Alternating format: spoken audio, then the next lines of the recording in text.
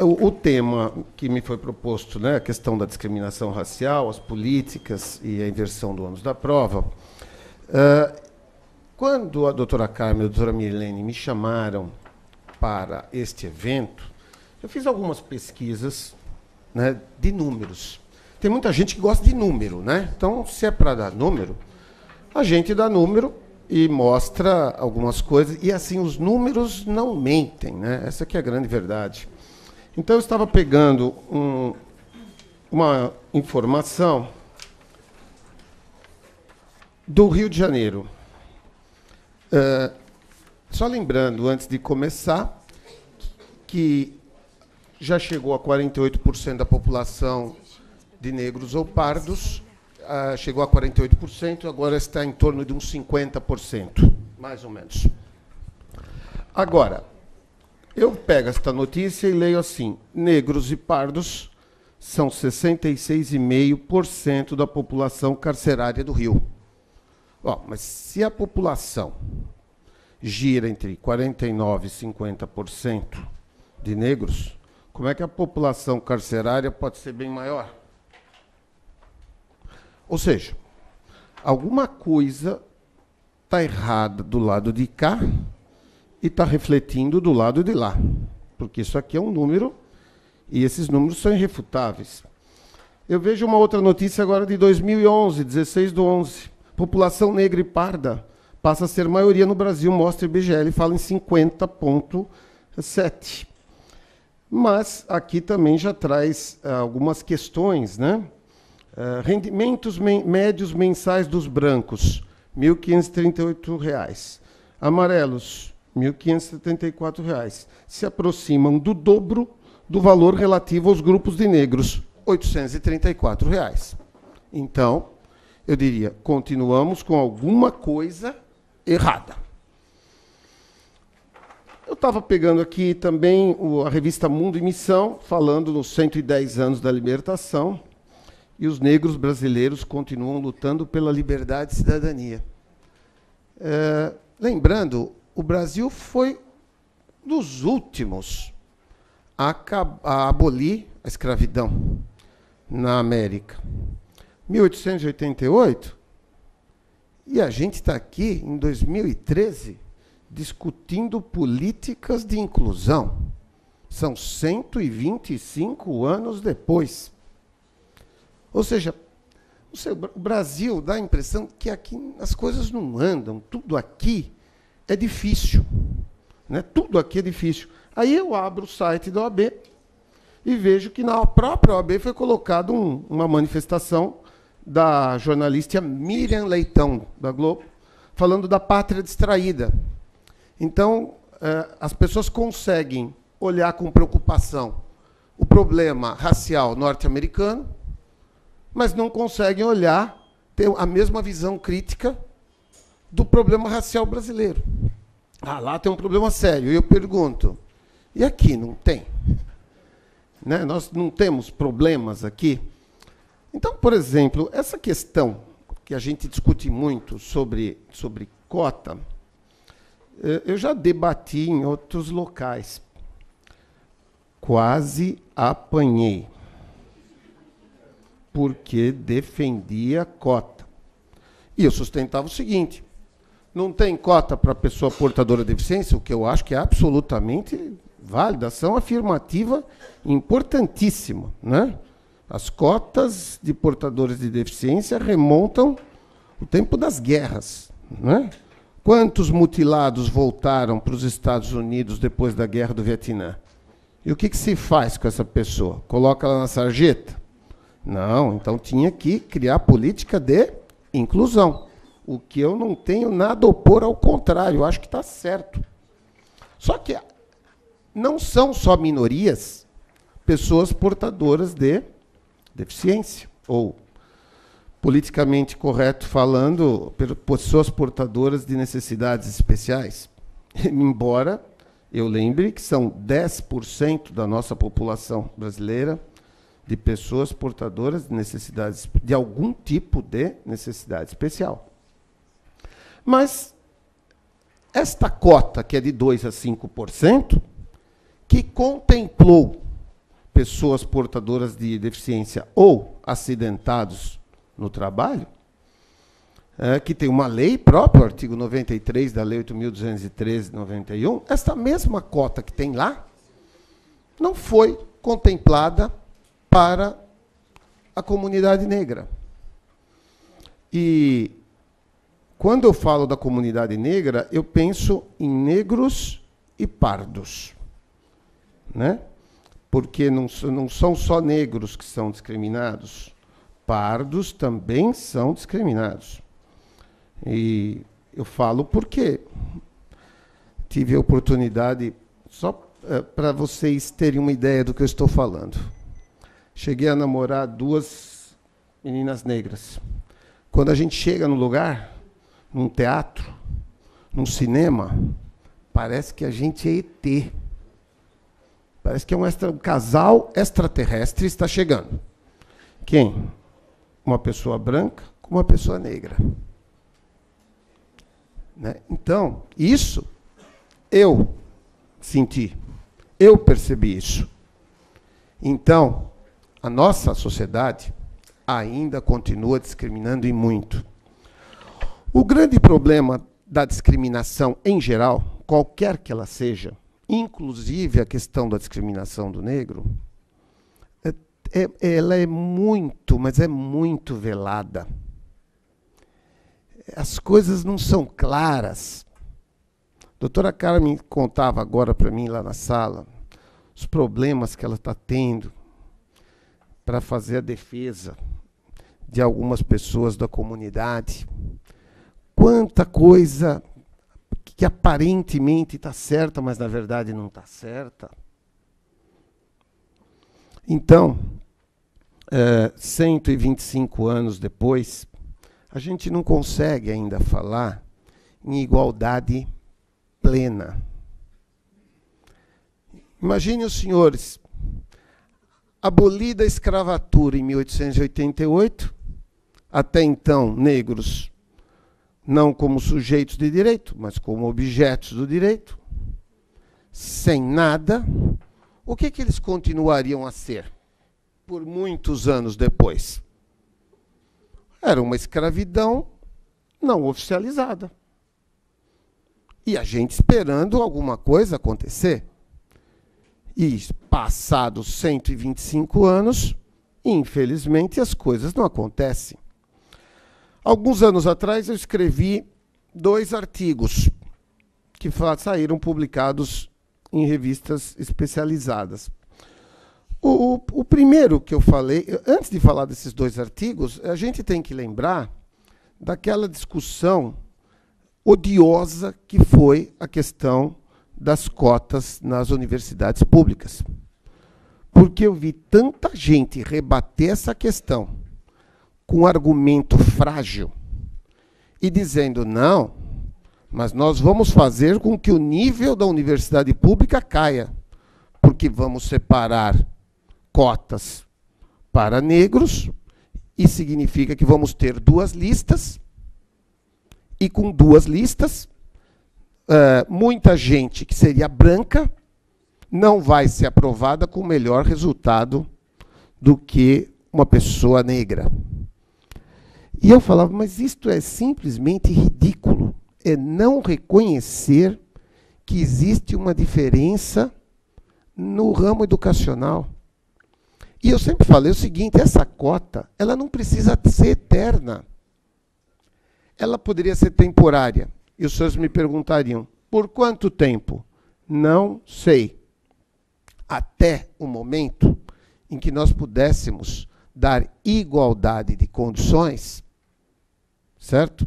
Para que negros e brancos disputem uma vaga na universidade pública. Porque se alguém estuda num colégio particular de ponta e o outro estuda numa escola pública, como é que ele pode competir? Como é que eles podem competir em condições de igualdade? Eu lamento ter que falar dessa questão da escola pública. Eu queria falar outra coisa aqui, mas eu não posso falar, porque a escola pública não consegue competir com uma escola particular de ponta. Então, achar que simplesmente não há diferença e por isso não tem que ter cota, E eu ouvi tantos argumentos. Não, a cota não tem que ser para negro, tem que ser para pobre, que vai incluir negro. E eu digo uma coisa para vocês. Quando estamos falando de pessoas brancas, você pode ter muita dificuldade em progredir em termos educacionais, em termos de profissão. Mas não dá nem para comparar com a dificuldade que negros e pardos têm nesse mesmo meio do trabalho e meio educacional. Quantos juízes lá nós devemos ter no TRT da 2ª região?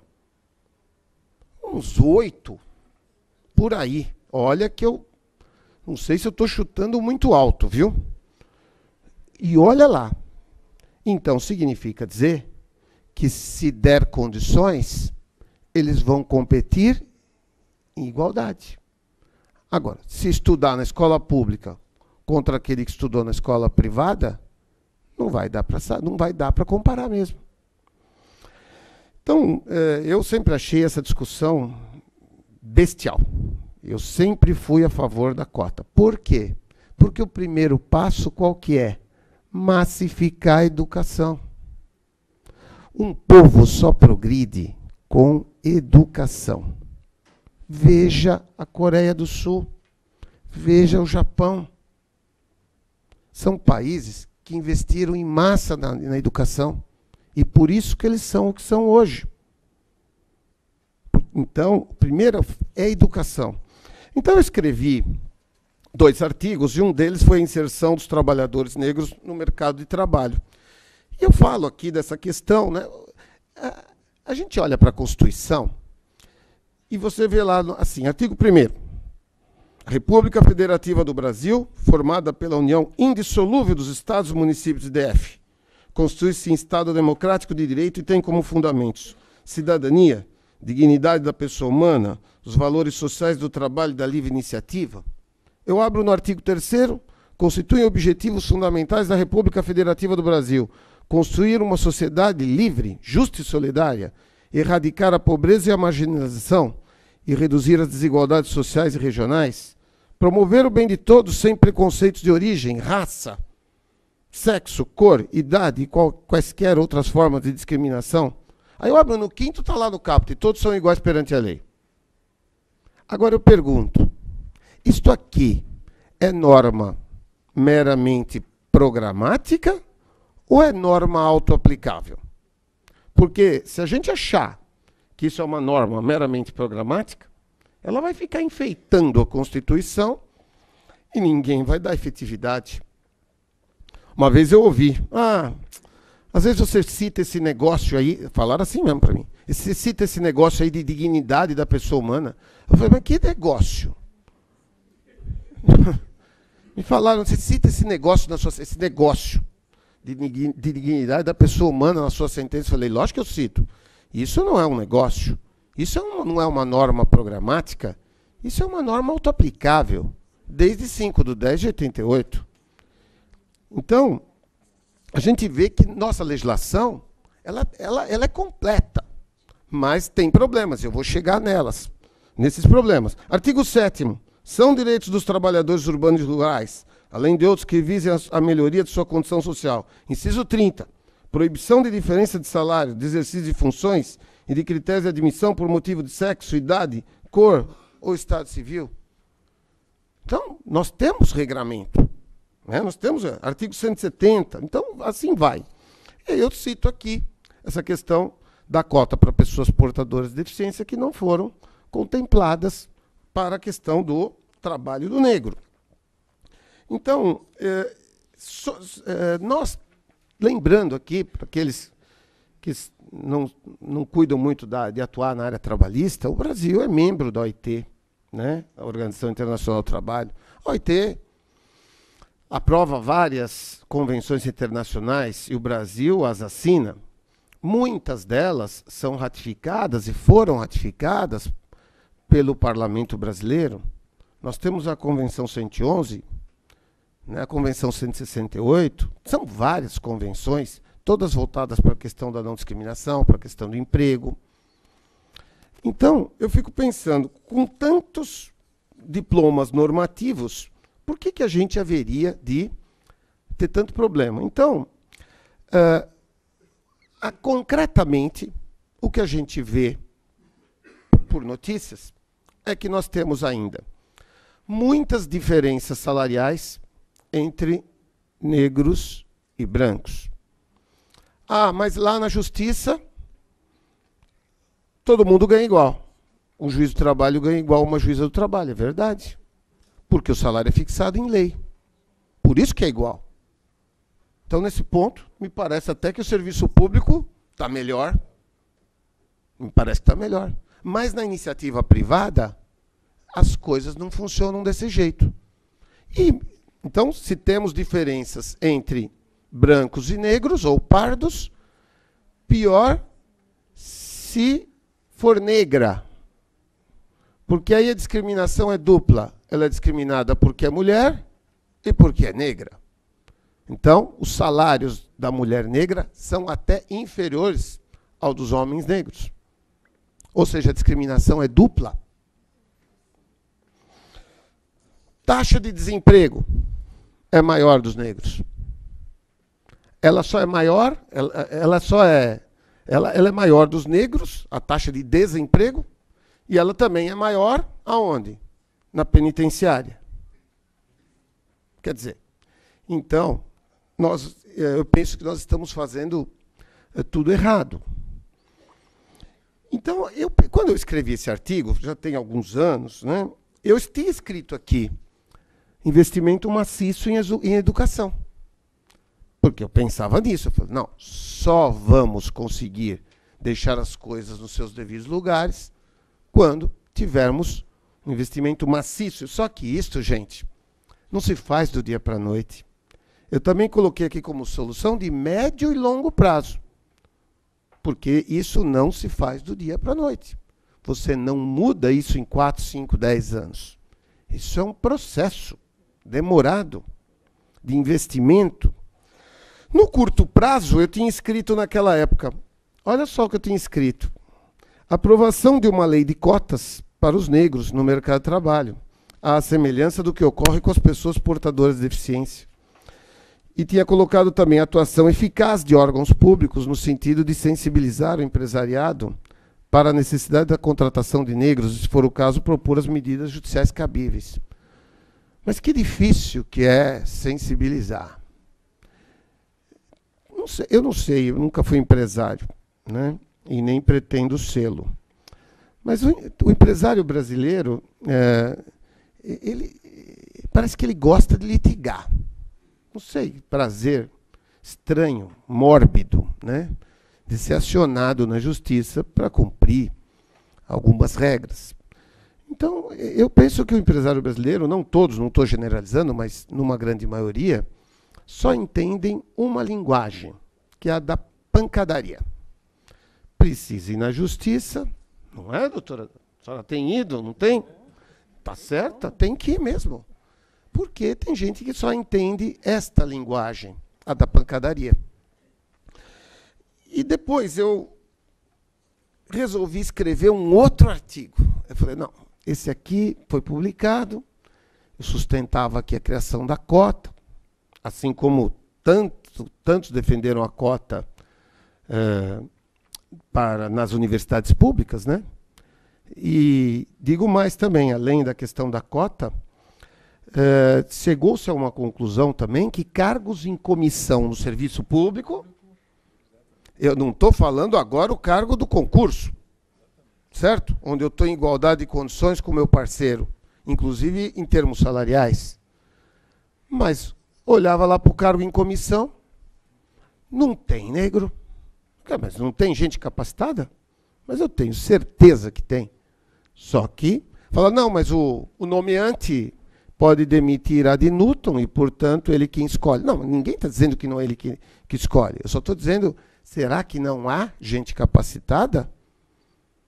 Lógico que há, mas cargos comissionados no serviço público, número reduzidíssimo, né? E eu lembro que os cargos comissionados, muitas vezes, têm remuneração superior ao cargo previsto em lei. e não tem negro. Então está errado também. Bom, aí eu resolvi escrever este segundo artigo. Quando eu escrevi esse segundo artigo, eu sustentei a inversão do ônus da prova em juízo quando da não contratação de trabalhadores negros. O que eu estava querendo falar com isso? Eu pensei o seguinte: a discriminação não é velada, não é disfarçada. Então, se eu fixar... E aí, lembro aqui os advogados, estudantes de direito, aqueles que são meus alunos ou foram, se falar que eu não falei, eu vou lembrar. O princípio da aptidão da prova quer dizer o quê? Que eu fixo o ônus da prova para quem tem mais condições de levar isso a juízo. Se eu fixar o ônus da prova da discriminação para o trabalhador, eu não vou julgar nenhum processo procedente. Olha o que eu estou falando. Nenhum. Por quê? Porque a discriminação é velada. Vai dizer lá que não, que fez a contratação da pessoa com mais capacidade. Bom, nesse artigo eu começo a falar dessa questão da discriminação do negro desde a abolição da escravatura. E sustentei que toda vez que em processos seletivos participassem brancos e negros ou pardos, o ônus da prova ficaria invertido para fixá-lo a cargo do empregador. Você poderia me perguntar, mas como fazer isso? Olha, você tem entrevistas. Ah, mas a entrevista não está escrita. Mas você tem testes, você tem avaliações, você tem currículo para avaliar. E neste período que eu escrevi o artigo sustentando a inversão do ônus da prova, é o período em que o Congresso discutia o novo Estatuto da Igualdade Racial.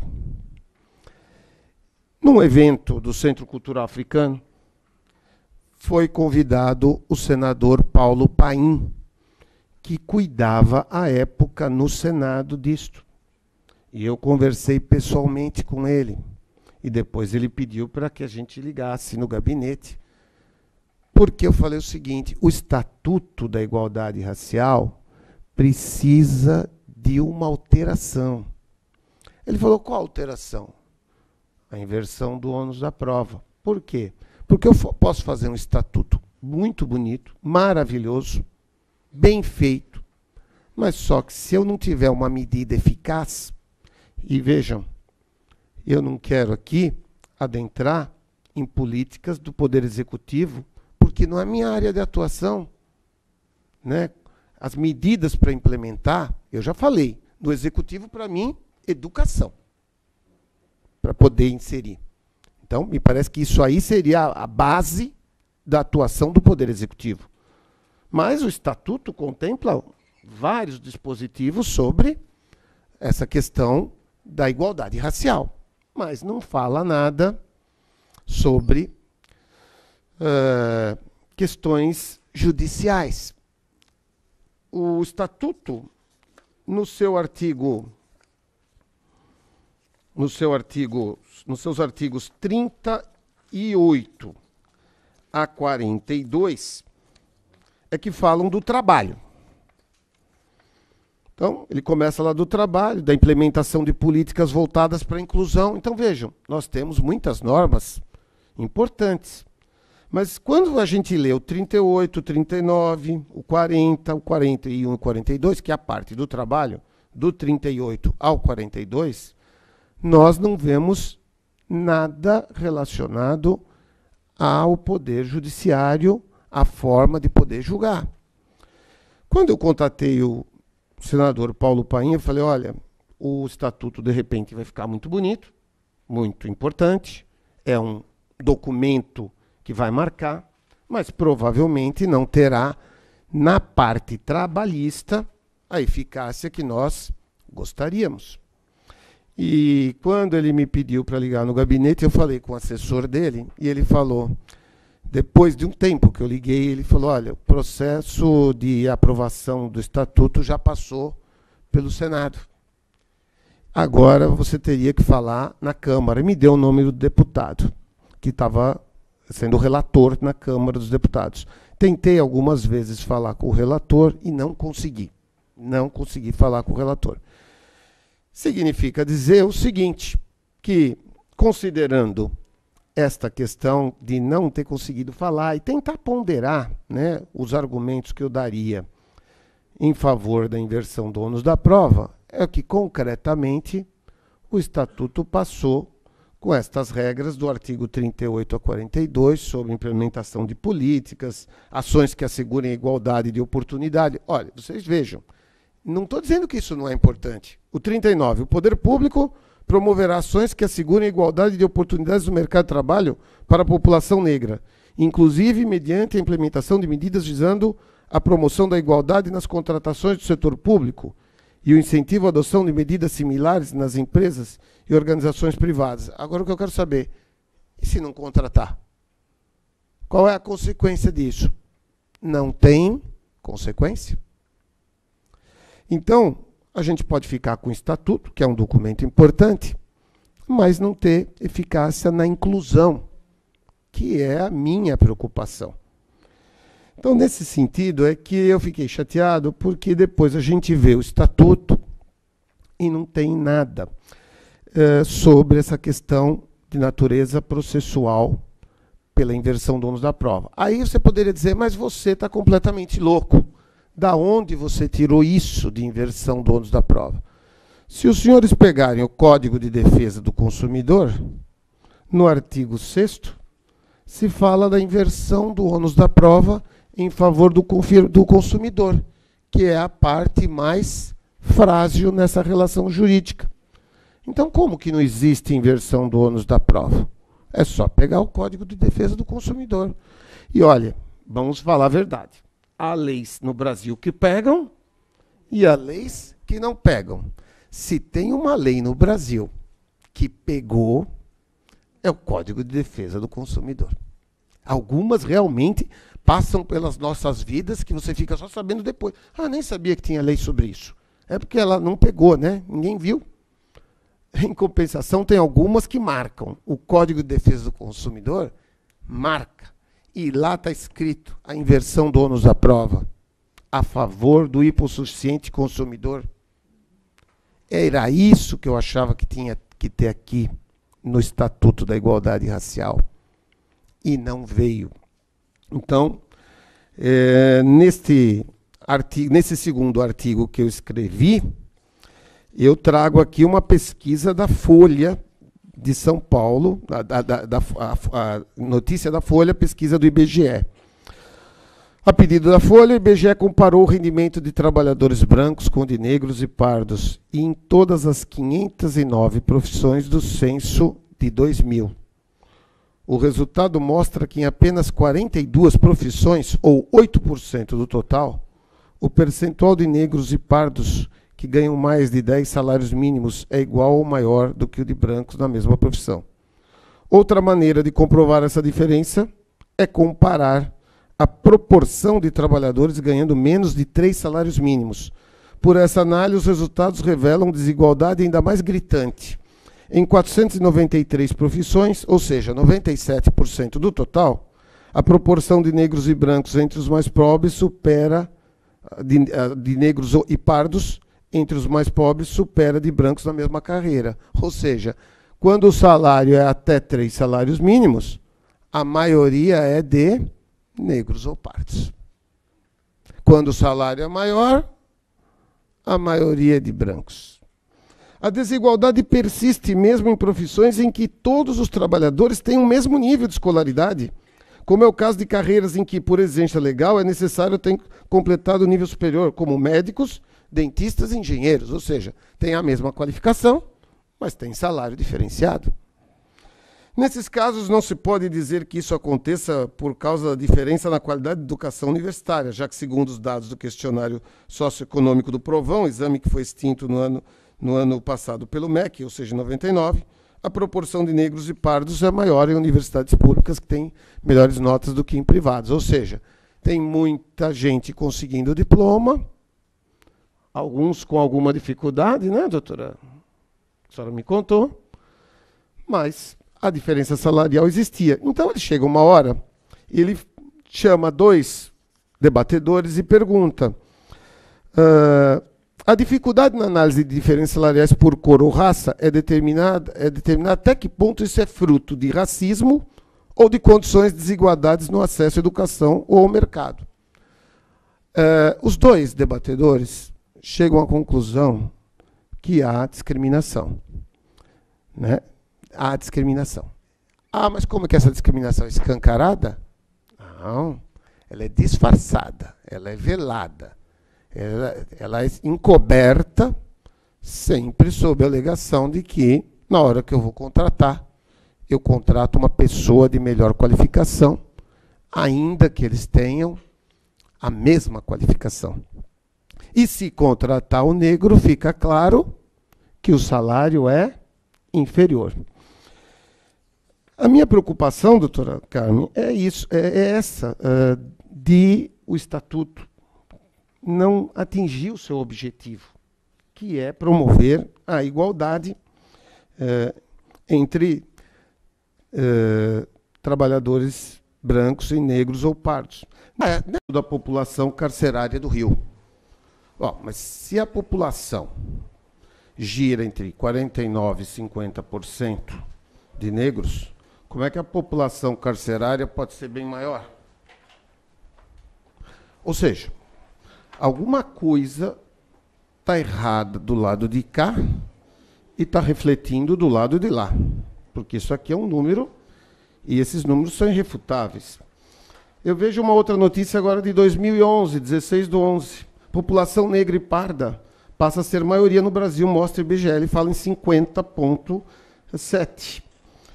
Mas aqui também já traz algumas questões, né? Rendimentos médios mensais dos brancos, R$ 1.538. Amarelos, R$ 1.574. Se aproximam do dobro do valor relativo aos grupos de negros, R$ 834.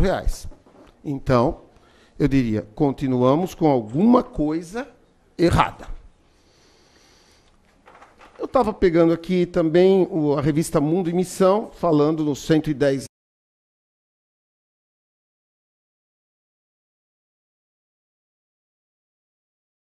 O tema que me foi proposto, né, a questão da discriminação racial, as políticas e a inversão do ônus da prova. Quando a doutora Carmen e a doutora Mirlene me chamaram para este evento, eu fiz algumas pesquisas, né, de números. Tem muita gente que gosta de número, né? Então, se é para dar número, a gente dá número e mostra algumas coisas. E, assim, os números não mentem, né? Essa que é a grande verdade. Então, eu estava pegando uma informação do Rio de Janeiro. Só lembrando, antes de começar, que já chegou a 48% da população de negros ou pardos, chegou a 48%, agora está em torno de uns 50%, mais ou menos. Agora, eu pego esta notícia e leio assim: negros e pardos são 66,5% dos anos da libertação, e os negros brasileiros continuam lutando pela liberdade e cidadania. Lembrando, o Brasil foi dos últimos a abolir a escravidão na América. 1888, e a gente está aqui, em 2013, discutindo políticas de inclusão. São 125 anos depois. Ou seja, o Brasil dá a impressão que aqui as coisas não andam, tudo aqui é difícil. Né? Tudo aqui é difícil. Aí eu abro o site da OAB e vejo que na própria OAB foi colocada uma manifestação da jornalista Miriam Leitão, da Globo, falando da pátria distraída. Então, as pessoas conseguem olhar com preocupação o problema racial norte-americano, mas não conseguem olhar, ter a mesma visão crítica do problema racial brasileiro.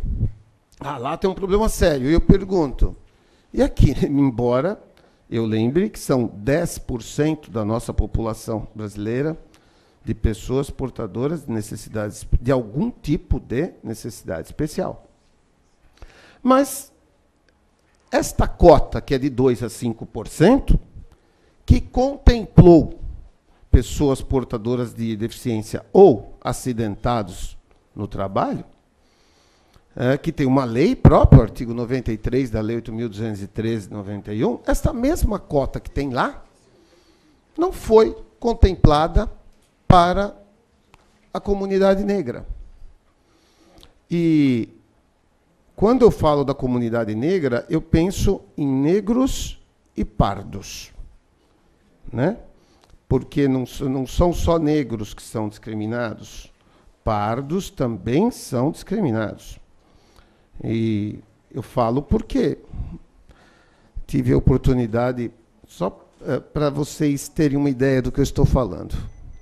Cheguei a namorar 2 meninas negras. Quando a gente chega no lugar, não tem. Né? Nós não temos problemas aqui.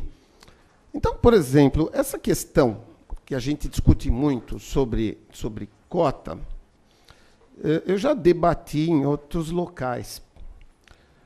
Quase apanhei, porque defendia cota. E eu sustentava o seguinte, não tem cota para pessoa portadora de deficiência, o que eu acho que é absolutamente válida, ação afirmativa importantíssima, né? As cotas de portadores de deficiência remontam o tempo das guerras, né? Quantos mutilados voltaram para os Estados Unidos depois da Guerra do Vietnã? E o que se faz com essa pessoa? Coloca ela na sarjeta? Não, então tinha que criar política de inclusão. O que eu não tenho nada a opor, ao contrário, eu acho que está certo. Só que não são só minorias pessoas portadoras de deficiência, ou, politicamente correto falando, pessoas portadoras de necessidades especiais.